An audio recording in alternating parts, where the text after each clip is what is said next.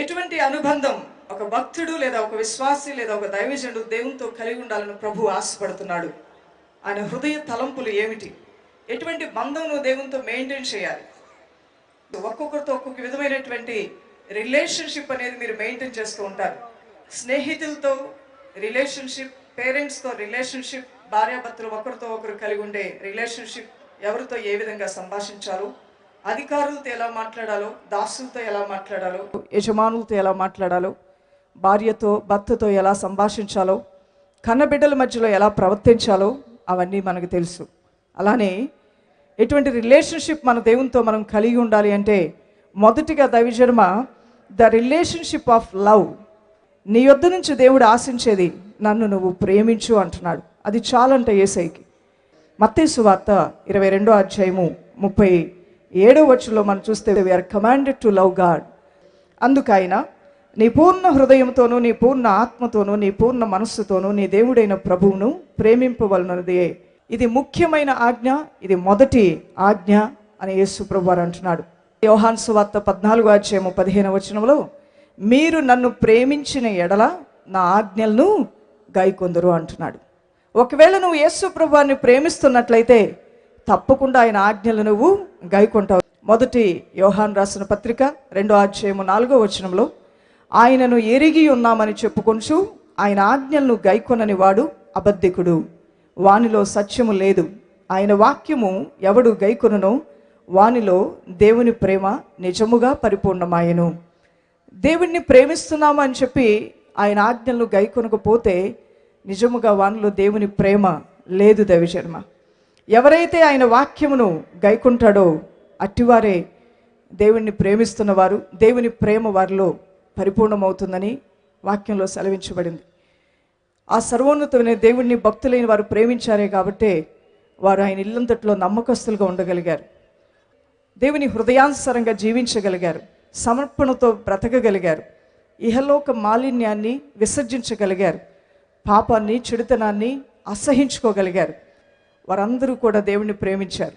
అబ్రహాము, మోషే, Noah, దానియేలు, దావీదు, ఏలియా, ఎలీషా, మరి అపోస్తలులైనటువంటి పౌలు, ఇక ఆది సంఘములో అనేకులు వారి ప్రాణాలు కూడా అర్పించడానికి సిద్ధపడ్డారు. స్టెఫను వంటి వారు రాళ్లతో కొట్టబడ్డారు, చంపబడ్డారు దేవుని సువార్త నిమిత్తమే.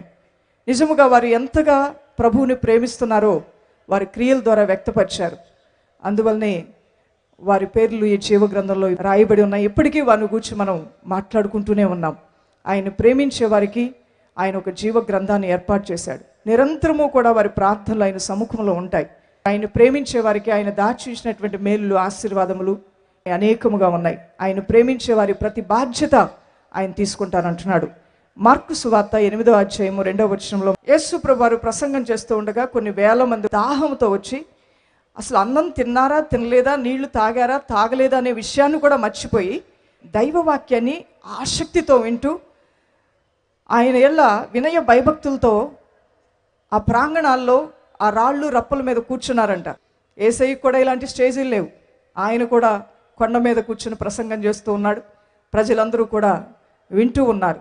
దేవుని పట్ల వారికి ఉన్న ఆసక్తిని, వాక్యం రిసీవ్ చేసుకోవాలనేటువంటి ఆ తృష్ణను చూసినటువంటి దేవుడు భక్తిని చూసి చలించిపోయాడు. దేవుని బిడ్డలారా, మార్కు సువార్త 8వ అధ్యాయము 2వ వచనం, యేసు తన శిష్యులను తన యొద్దకు పిలిచి, జనులు నేటికి 3 దినముల నుండి నా యొద్దనున్నారు, వారికి తిననేమియూ లేనందున నేను వారి మీద కనికరపడుచున్నాను.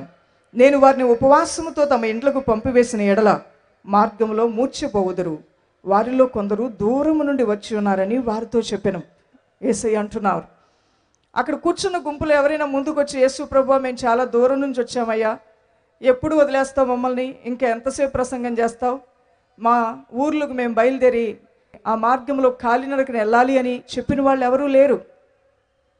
కానీ యేసయ్య అంటూ ఉన్నాడు, ఆయన హృదయంలో వివేచించాడు, దూరం నుండి వచ్చిన వారు ఎవరు, దగ్గర నుండి వచ్చిన వారు ఎవరు, కష్టాల్లో ఉండి వచ్చిన వారు ఎవరు, శోధనలో ఉండి వచ్చిన వారు ఎవరు, శ్రమలు పాలైపోయి వచ్చిన వారు ఎవరు, కృంగిపోయి వచ్చిన వారు ఎవరు, కృషించిపోయి వచ్చిన వారు ఎవరు, నష్టపోయి వచ్చిన వారు ఎవరు, ఆదరణ లేకుండా వచ్చిన వారు ఎవరో యేసయ్య చూస్తూనే ఉన్నాడు దైవజనమా. అటువంటి దేవుని ప్రేమతో నీ హృదయాన్ని నింపుకొని ఆయన సన్నిధిలో నువ్వు కూర్చున్నప్పుడు నీ జీవితంలో నీకు ఎదురవుతున్నటువంటి శోధనా బాధలతో ఆ ప్రభువే పోరాడుతూ ఉంటాడు. నువ్వు ఏ స్థితిలో చెక్కబడి ఉన్నావో నువ్వు చెప్పకముందే ఆయనకు అర్థమైపోతూ ఉంటుంది. అందువల్లనే దేవుణ్ణి ప్రేమిస్తే అట్టి వారి ప్రతి బాధ్యత కూడా ఆయనే తీసుకుంటాడు. నువ్వు దేవుణ్ణి ప్రేమించే బిడ్డవైతే, నీ ఇంటి వారి పక్షముగా విజ్ఞాపన చేసే వ్యక్తివైతే తప్పకుండా నీ కుటుంబంలో అద్భుతమైన కార్యాలు చేయటానికి దేవుడు పూనుకుంటాడు. లోతు పక్షంగా అబ్రహాము ప్రార్థన చేసినప్పుడు తప్పకుండా అబ్రహాం యొక్క విజ్ఞాపన ప్రార్థనను ఆలకించి లోతుని ఆ సొదొమ గొమొర్రా పట్టణంలో నుండి అగ్నికి ఆహుతి అయిపోకుండా ఆ సర్వశక్తి దేవుడు కాపాడాడు. ఈ రోజును కూడా నువ్వు దేవుణ్ణి ప్రేమించే బిడ్డగా ఉన్నావేమో, ఆయన సన్నిధిని గౌరవించే బిడ్డగా ఉన్నావేమో, క్రీస్తు నామం నిమిత్తమే అనేక నిందలు అవమానములు పొంది ఉన్నావేమో, అయినప్పటికీ కూడా నువ్వు ప్రార్థన చేస్తూ ఉన్నావు, అయ్యా నాయన నా కుటుంబంలో ఉన్నటువంటి శోధనలు ఇవి, నా బిడ్డల జీవితాల్లో ఉన్న వేదనలు ఇవి, నన్ను నా కుటుంబాన్ని దర్శించు ప్రభు అని ఏడుస్తూ ఉన్నావేమో. నీకు సంబంధించిన వాటన్నిటినీ కూడా దేవుడు జాగ్రత్త పరుస్తానంటున్నాడు.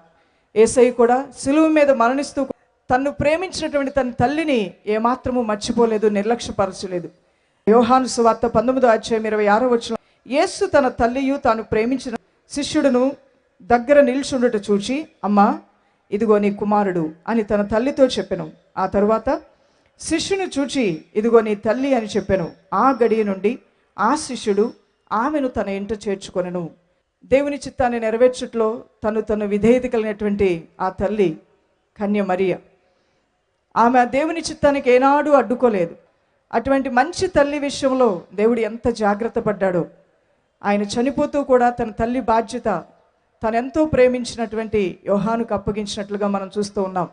నీవు కూడా నీ బిడ్డల నిమిత్తమే నువ్వు ప్రార్థన చేయాలి, నీ ఇంటి వారి నిమిత్తమే నువ్వు ప్రార్థన చేయాలి. తప్పకుండా నీ ఇంటి వారు అందరినీ కూడా దేవుడు కాపాడుతానంటున్నాడు.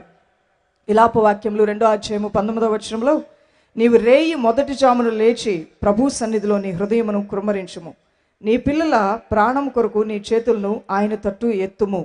ఆ విధంగా రేయి మొదటి జామును లేచి ఆయన సన్నిధిలో హృదయాన్ని కుమ్మరించి పిల్లల కొరకు ఇంటివారి కొరకు ప్రార్థన చేసినప్పుడు సర్వోన్నతమైన దేవుని కాపుదల ఇంటి వారందరికీ కూడా ఉంటుంది.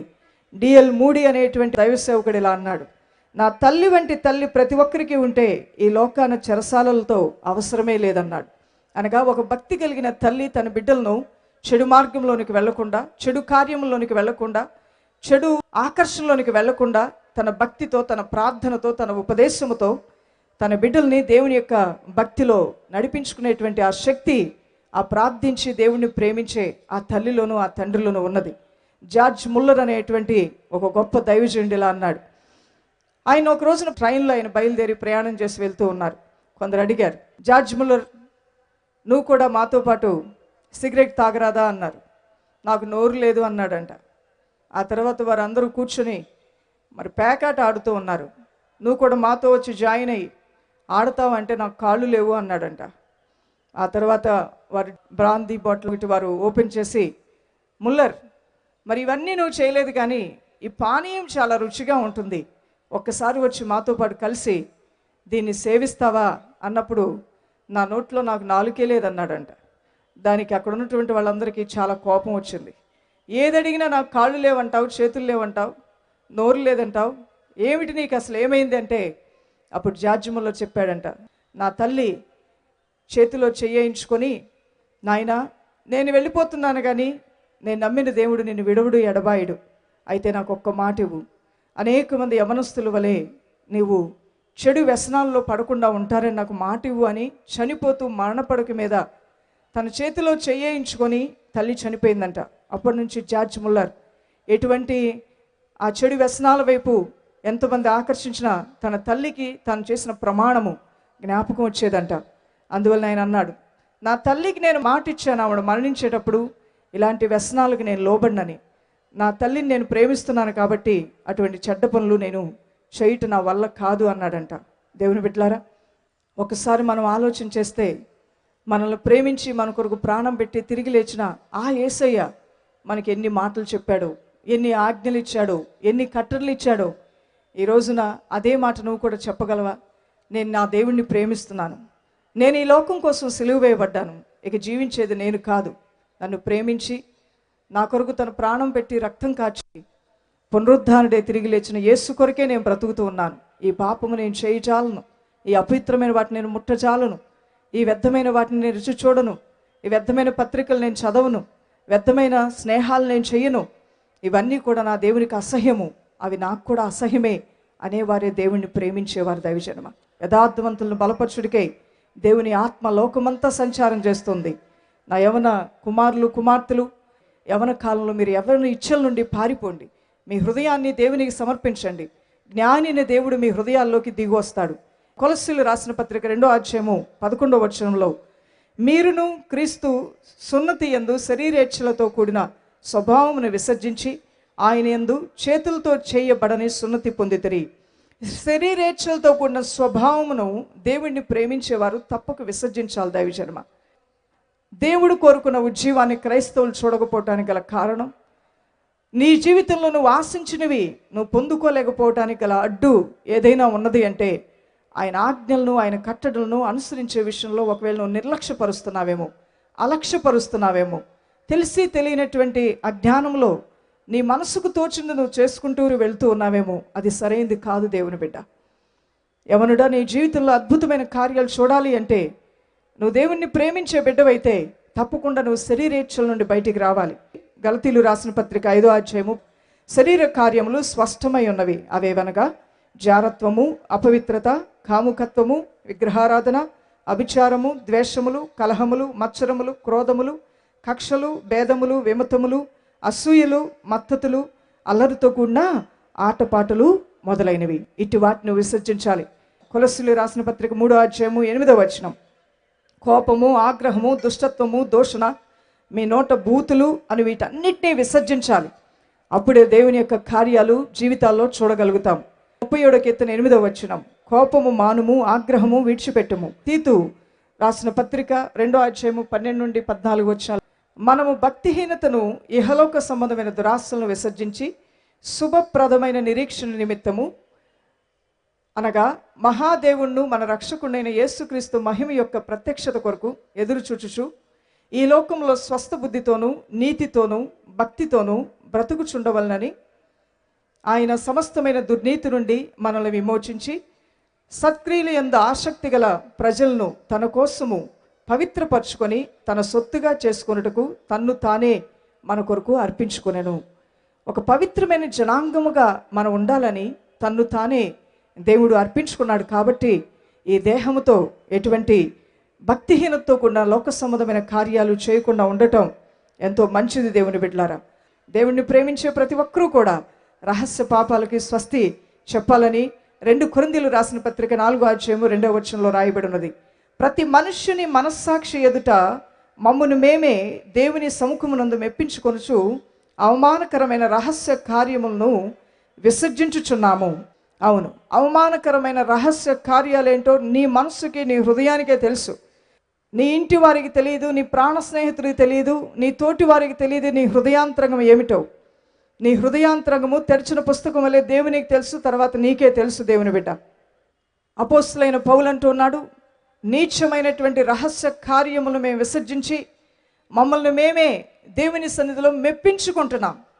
రహస్య పాపములను విసర్జించేవారు దేవుని చేత మెప్పు పొందుతారు.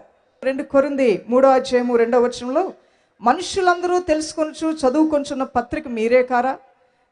ఈ రోజున ఏ సహవాసం నుంచి మీరు వచ్చినప్పటికీ కూడా దేవుని భక్తిలో కొనసాగుతూ ఉన్నప్పుడు ఆయా దైవజనుడు, ఆయా సంఘ కాపరి మిమ్మల్ని పెంచి పోషించిన విధానాన్ని బట్టే మీ జీవితాలు ఉంటున్నాయి కదా. మేము చదువుకునే పత్రిక ఏదైనా ఉన్నది అంటే, ఇతరులు చదివే పత్రిక ఏదైనా ఉన్నదంటే బైబిల్ కన్నా ముందు నిన్నే చదువుతారు, నన్నే చదువుతారు అందరూ కూడా. ఓహో, వీళ్ళు యేసుని నమ్మిన వారంట, ప్రభువుని ప్రేమించేవారంట, దేవుని సంబంధులంట. అందుకనే వీరి జీవితాలు చాలా నీతితోనూ, న్యాయంతోనూ, నెమ్మదితోనూ, పరిశుద్ధతతోనూ, భక్తితోనూ వారు ఎంతో చక్కగా జీవించగలుగుతున్నారు అనే పత్రిక ఏదైనా ఉన్నదంటే అది నువ్వే దేవుని బిడ్డ. ఈ భూమి మీద దేవుని యొక్క మహిమార్థమై నిలబడినటువంటి పత్రికలు ఏమైనా ఉన్నాయంటే మిమ్మల్ని చదివిన వారు యేసును మహిమపరచాలి, మిమ్మల్ని చూచిన వారు యేసయ్యను మహిమపరచాలి, మీ కుటుంబాలను చూసినటువంటి అన్ని జనులు, మీ ఇరుగు పొరుగు వారు యేసు ప్రభువుని మహిమపరచాలి. అదే యేసయ్య కోరుకుంటూ ఉన్నాడు. ఆయన్ని ప్రేమించే ప్రతి ఒక్కరూ కూడా ఇట్టి రీతిగా ఉండాలని, రహస్య పాపములు విసర్జించాలని ఆయన కోరుకుంటూ ఉన్నాడు. వారి కుటుంబ బాధ్యత ఆయన తీసుకుంటానంటున్నాడు. వారి అవసరాలు ఏవైతే ఉన్నాయో అవి తీరుస్తానని ఆయన వాగ్దానం చేస్తున్నాడు.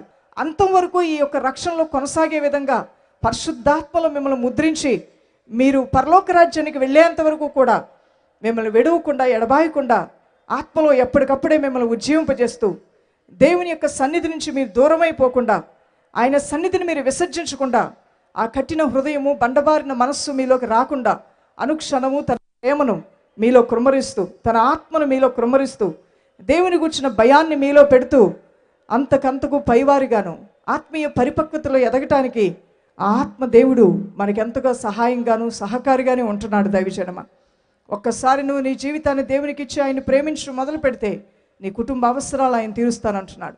నువ్వు ఎవరి పక్షంగా ప్రార్థిస్తే వారి జీవితాల్లో అద్భుతాలు చేస్తానంటున్నాడు. నిన్ను నీ కుటుంబాన్ని అంతవరకు కూడా రక్షణానందంలో కొనసాగటానికి ఆ దేవాతి దేవుడు నీకు కృప అనుగ్రహించి నడిపిస్తానంటున్నాడు.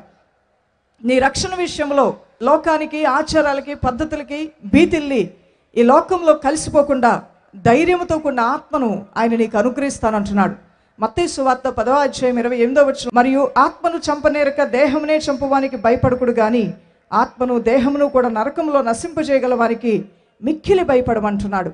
ఈ రోజున ఆత్మను శరీరమును నరకంలో పడవేయగల శక్తిమంతుడు యేసు ప్రభువారు నీకు తెలుసు కాబట్టే కులకట్టును దాటి వచ్చావు, మతకట్టును దాటి వచ్చావు, ఆచారకట్టును దాటి వచ్చావు, పారంపర్య ఆచారములు దాటి వచ్చావు, అన్ని జనుల యొక్క నమ్మకాలను దాటి వచ్చావు, నీ కుటుంబ నమ్మకాలని దాటి యేసులో కొనసాగుతున్నావంటే నిజముగా ఆత్మదేవుడు నిన్ను తనలో ఆయన ముద్రించుకున్నాడు కాబట్టే ఈ రీతిగా నువ్వు కొనసాగగలుగుతున్నావు.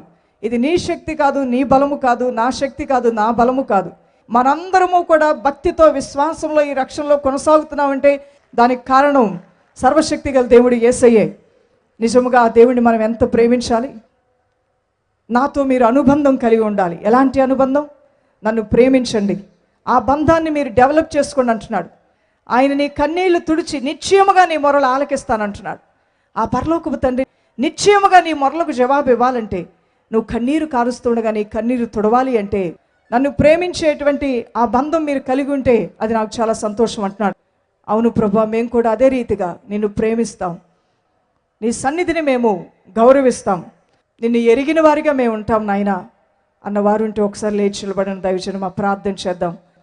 నాయనా తండ్రి, నిన్ను ప్రేమిస్తాను ప్రభువా, నీతో నేను సహవాసం కలిగి ఉంటాను, నీ కుటుంబంలో ఒక వ్యక్తిగా నేను ఉంటానయ్యా. నీకు వేరై ఉండి నేను ఫలించలేను డాడీ, నా చిత్తము కాదయ్యా, నీ చిత్తాన్ని నేను నెరవేరుస్తాను.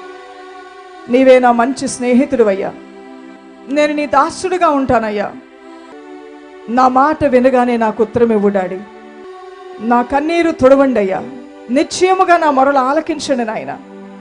ఇది మొదలుకొని ఎటువంటి బంధము నీతో కలిగి ఉండాలని నువ్వు ఆశపడుతున్నావో అటువంటి బంధాన్ని నేను కలిగి ఉంటాను, అటువంటి రిలేషన్షిప్ నేను నీతో మెయింటైన్ చేస్తానయ్యా. నీ కృప నాకు కావాలి ప్రభువా, నీ ఆశీర్వాదం నాకు కావాలయ్యా. నన్ను దాటి వెళ్ళవద్దు ప్రభువా, నా మాటను వింటూ ఉండగానే నాకు ఉత్తరము దయచేయండి ప్రభువా. ప్రార్థన చేద్దాం దైవజనమా. మహాపరిశుద్ధుడైన నా ప్రియ తండ్రి, సర్వశక్తిమంతుడు, ఆశ్చర్యకరుడా, నిన్ను మేము ప్రేమించాలి అని నువ్వు కోరుతున్నావయ్యా. నీ కుటుంబముగా మేము ఉండాలి అని నువ్వు కోరుతున్నావయ్యా. నీకు మంచి స్నేహితులుగా మేము ఉండాలని నువ్వు కోరుతున్నావయ్యా. నీ సహవాసం మేము కలిగి ఉండాలని కోరుతున్నావయ్యా. నిన్ను ఎరిగిన వారుగా మేము ఉండాలని నువ్వు కోరుతున్నావయ్యా. నీ దాసులుగా మేము ఉండాలని నువ్వు కోరుకుంటున్నావు నాయన. అయ్యా, నీ కోరిక మేము నెరవేరుస్తాం ప్రభువా, నీ చిత్తాన్ని మేము నెరవేరుస్తాం నాయన. నిశ్చయముగా వారి మొరలు ఆలకించండి అయ్యా, నిశ్చయముగా వారి కన్నీరు తుడవండి నాయన. ఆశీర్వదించి దీవించమని యేసు నామంలో అడుగుచున్నాం మా ప్రియ తండ్రి. యేసుక్రీస్తు శక్తిగల నామంలో ప్రార్థించి వేడుకొంచున్నాం మా ప్రియ తండ్రి. ఆమేన్.